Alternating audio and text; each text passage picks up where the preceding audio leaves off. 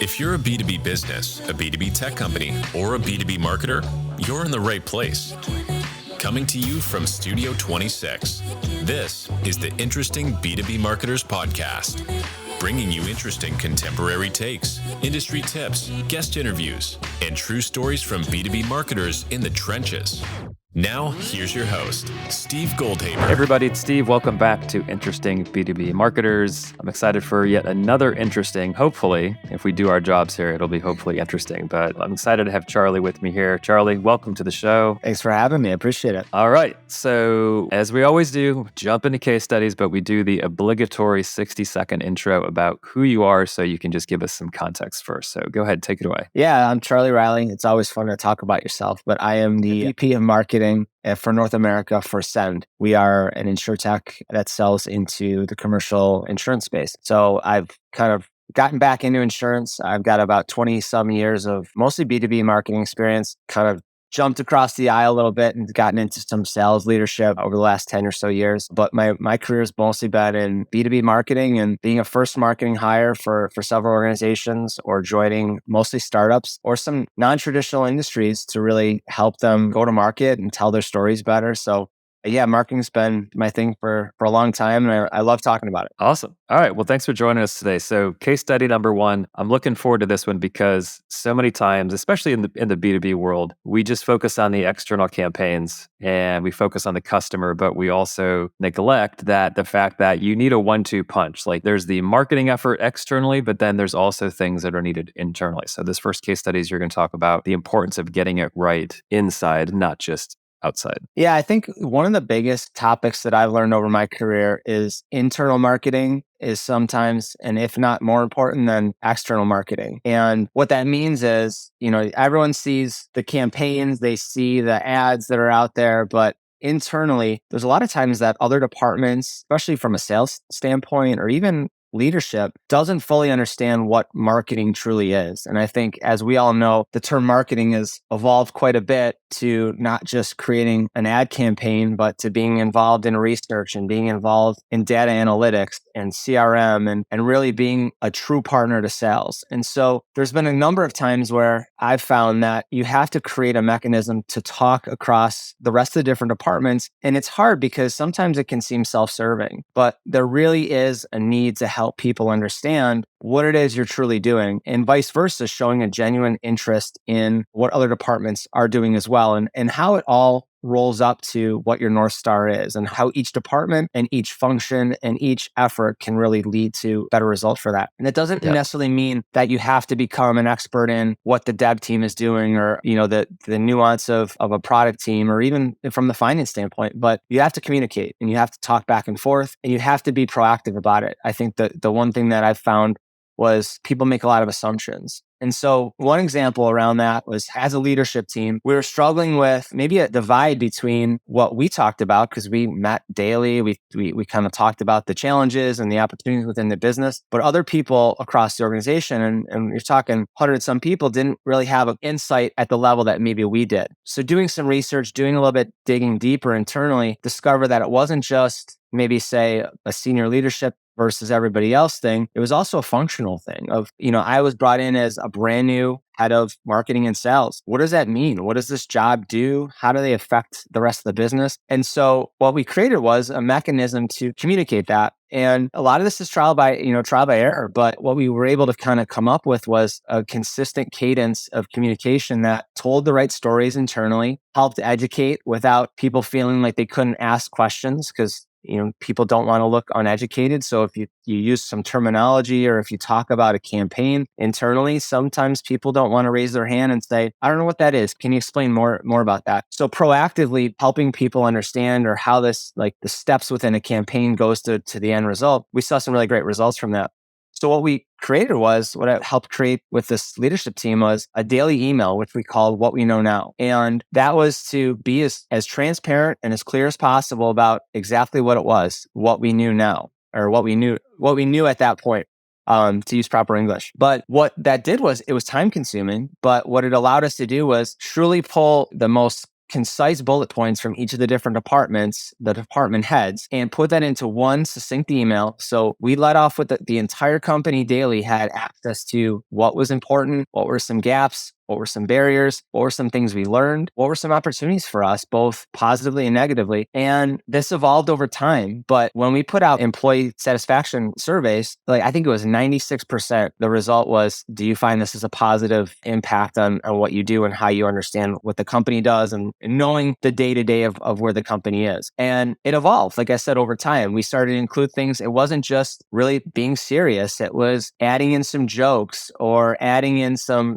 personal anecdotes from different leaders day by day. So they saw the personal element there. Just like we try to do in B2B campaigns externally. You want to People like to deal with people. They don't want to see robots. They don't buy from businesses. And so we put a human element into it. And we consistently did that every day. And it was spending time with all the leaders, basically interviewing them, helping to kind of build storytelling for them as well. Some of this was internal education of here's how to take what you're trying to say in this big, giant 8-paragraph thing. And we're gonna narrow this down to a couple bullet points. So some of this was internal education for them to understand, here's how to tell a story better. And here's the end result for the rest of the people and what you're trying to get across to them. Not so much as, and again, these are the things we do externally as marketers, but it was making sure we weren't using terminology that other people weren't aware of. It was making sure that we were reducing acronyms or explaining acronyms and talking like they talk. And so it was a fun exercise. It was time-consuming exercise, but it was a fun exercise to build a mechanism to help educate internally. Yeah. And so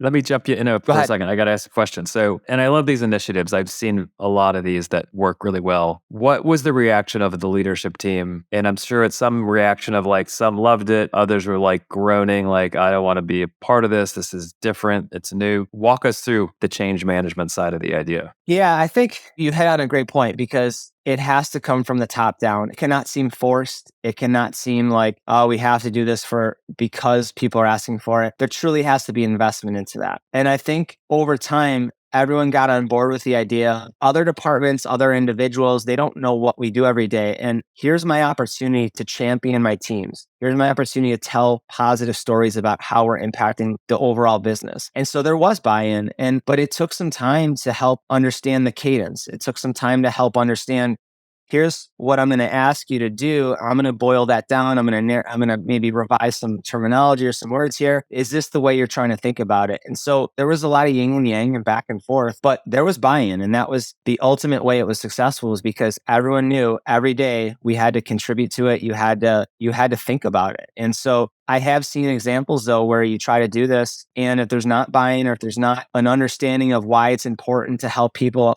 get into the details of what an ad campaign looks like internally, or helping a sales team understand, here are the marketing emails that are going out. Here's the people that are opening them. Let's prioritize who to follow up with lead scoring, for example. If there's not a sales leadership buy-in for that, then it's not going to be successful. But thankfully, in this example, we did have the buy-in for it. All right. And you said it started out as daily, right? It did, yes. Is it still a daily thing? Because I hear that and I go, man, that's a lot. I've seen them done maybe every week. How about the frequency? How did that discussion go? I think at the time there was a need for daily because things were changing so rapidly. And I think that's a case-by-case basis. And I think every organization really needs to figure out what that cadence looks like. I'm a big fan of things like a Loom video, for example. So for asynchronous communication, it doesn't, that was the other thing we had to think about as well, is you have to think about everyone's individual learning styles. People can be a much more visual learner, creating the same content. And this is, again, the same thing you do externally. You don't just create a super long blog post. You might take that long blog post, which is great for SEO, but you take a couple snippets for it for the too long didn't read version as maybe the C-suite, or you take a video of that for the visual learners. And so we thought that a daily process with that was the best use of how we could communicate that. We got a lot better at doing it and shortening the time that it took, but it was a commitment. But I think that's every company needs to figure out, is this weekly? Is this monthly? But I think the more frequent you do it, it is a big commitment to do it daily, but even if it's weekly, that shows your commitment by your leadership team. That shows a commitment by trying to help everybody understand what's going on. And so I think it's case by case, but for us, it was a lot of time, but we saw a really good value out of that. Yeah. All right, cool.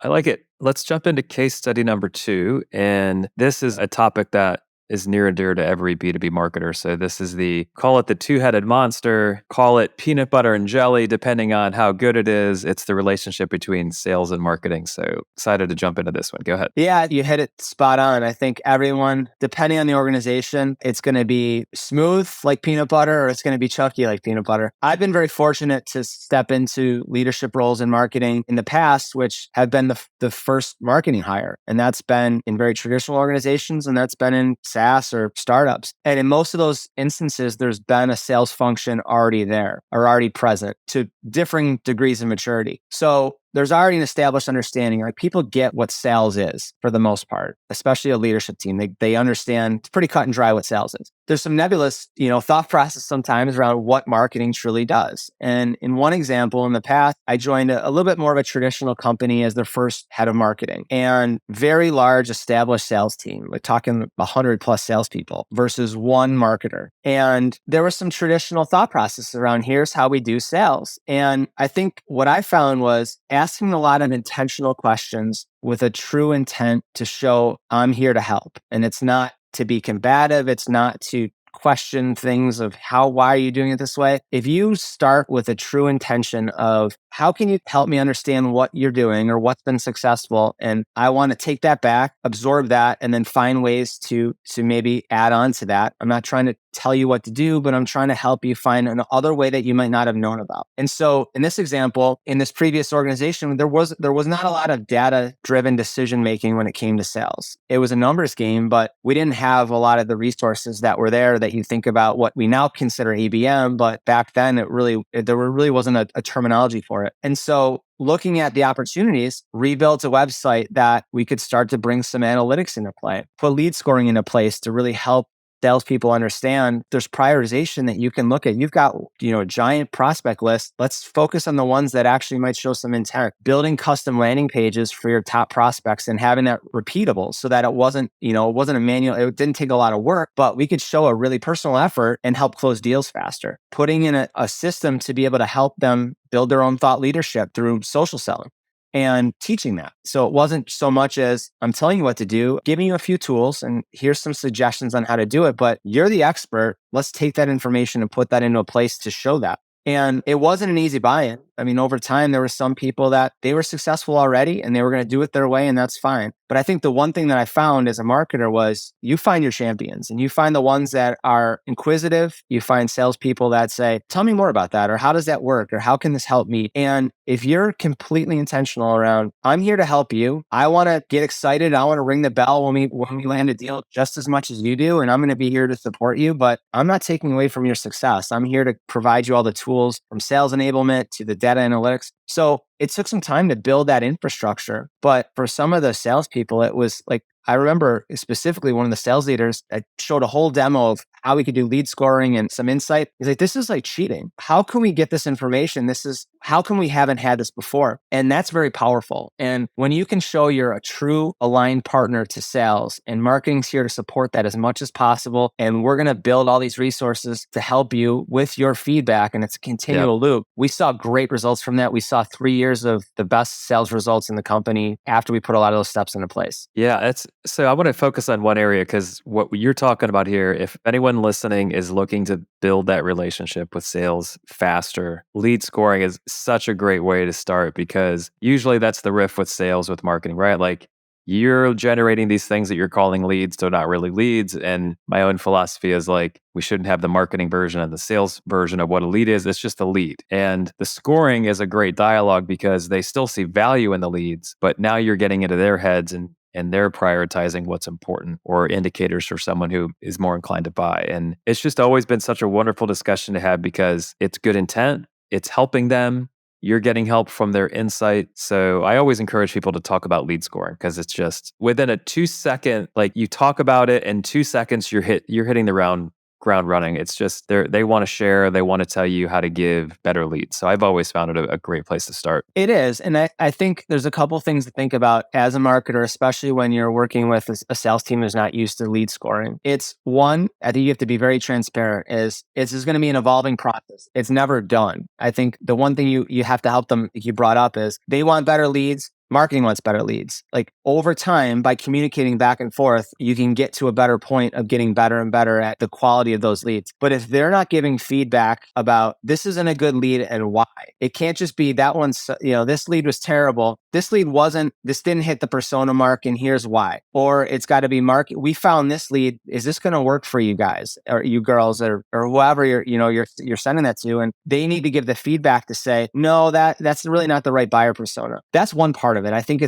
you have to set the expectation of it's got to be a continual loop. But the other thing is, I think you need to go a layer deeper. And you can't just say, well, this prospect hit a lead score of 100, call them up right away. Because you need to understand what they're actually taking a look at. And your mechanism for how you're building a lead score might be skewed a little bit more on the persona side. So based on their industry, based on their company size, they might get an inflated score. But what you really want to look at with the salesperson and help them understand this is we're giving them extra points because they've done this activity, they've looked at this product. And so what I did with a lot of those salespeople in that instance was you've been talking to them about this specific product for a long time, and we really haven't made much inroad there. However, they've downloaded this case study about this other product. They've spent 5 minutes on this video. They've looked at these 4 different product pages. You weren't aware of that before, but use that information. You can't be creepy about it and tell them, hey, I saw you did this for 14 seconds, but use that information. And that's the great way for a follow-up. Like, hey, have you thought about this product, and subtly introduce that to them because they're showing intent and interest in that. So I think if you continually help them understand that it's an iterative process that you're going to work back and forth with, but if you can go a layer deeper and help them understand, here's what they're actually maybe interested in. It's not a guarantee, but we're going to help you narrow in on the better prospects, and we're going to help you narrow in on what they might be interested in, and you get success with that. Yeah, I think the sales intelligence as a result of content consumption on,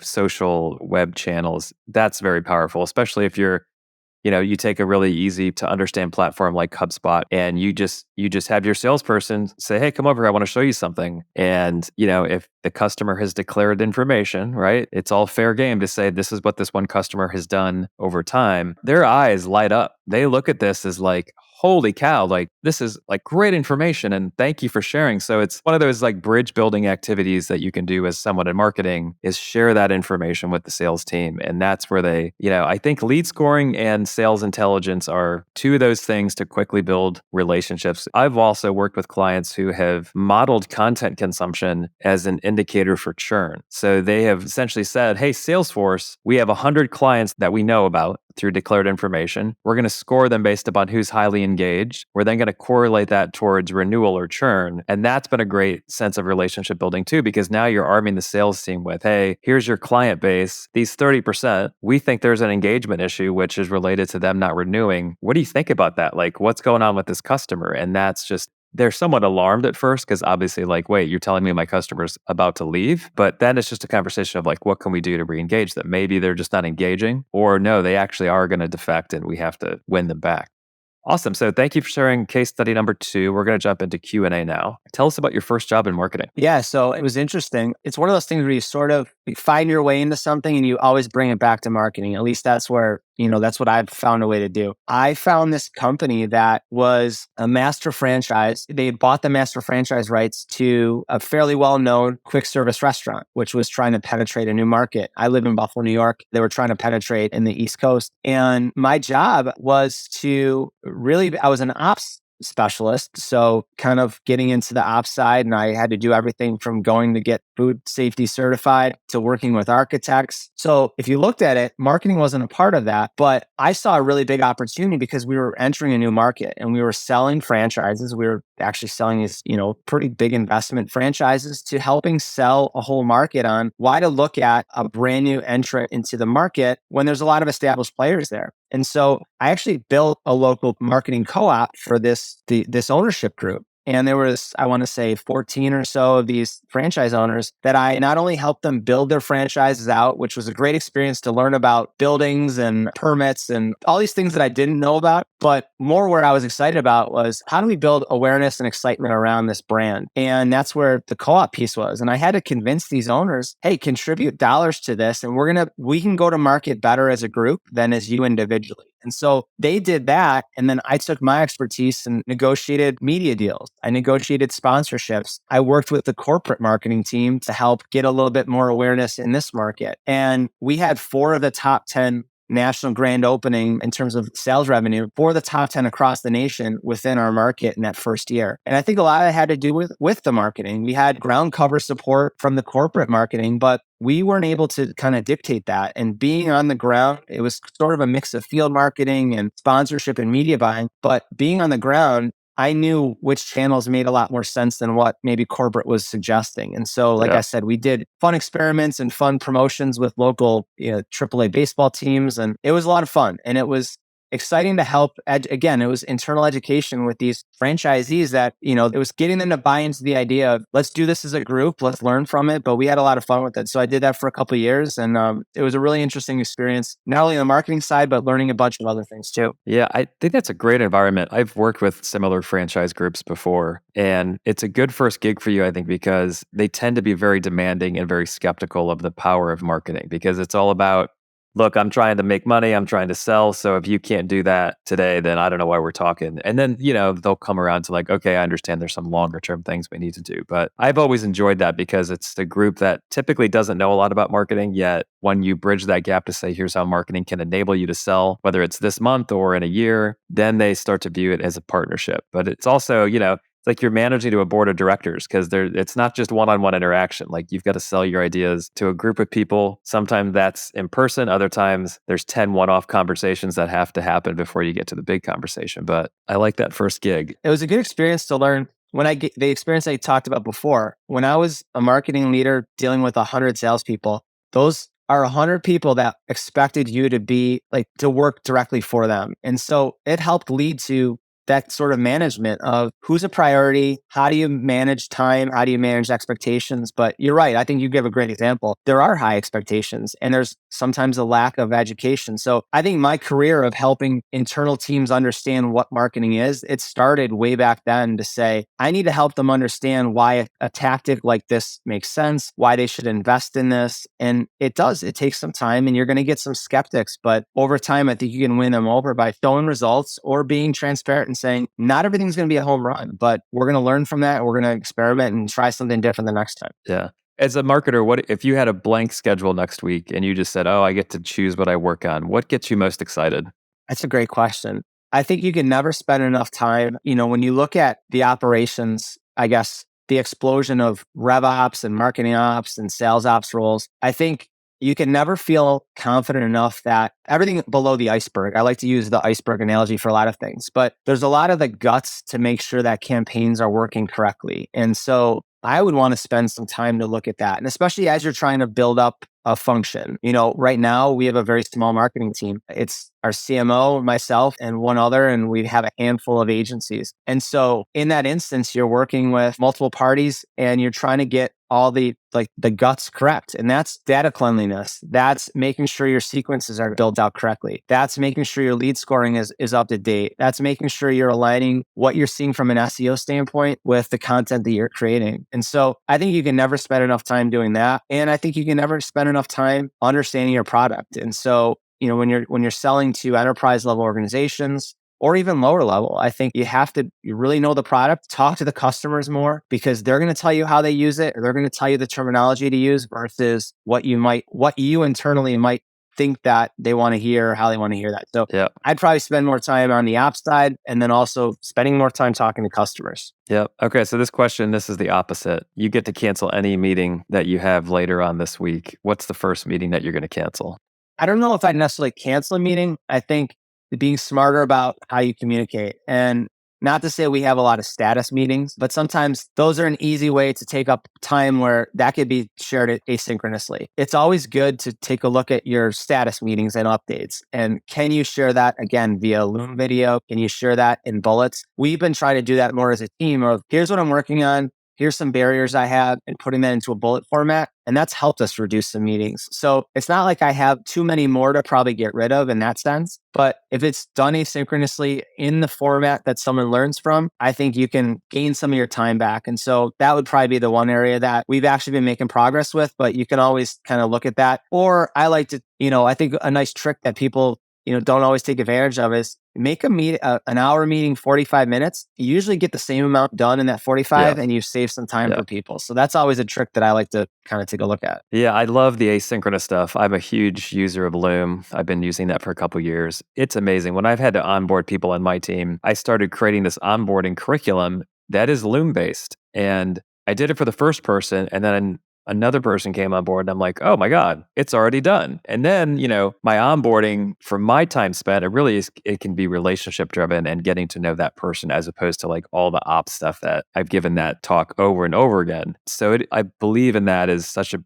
better way to efficiency, but also more meaningful relationships because, your new employee or a new partner that's not your role is to give the same training over and over again. So anyway, I'm a huge believer in that. What do you think is kind of like on the forefront for marketers out there, specific to the B2B space? And it sounds like you're operating you can be very high level, you can be very tactical because you don't have a lot of people in your marketing team. What are some things that you're trying to take advantage? What do you see coming next? Yeah, I think you have to be. I think we're all being asked to do more with less sometimes, even in more prosperous times. I think it's always a balance there. So a lot of people are talking about, AI and reducing manual work. And it's part of the product that we sell to insurance. So it's relatable there. I think there's a balance of that. I think there's some crutches you can use to maybe reduce some things, but you can see through that. And I think you can see through when a human isn't a part of that. And so that's always a fine balance of how do you maximize your time with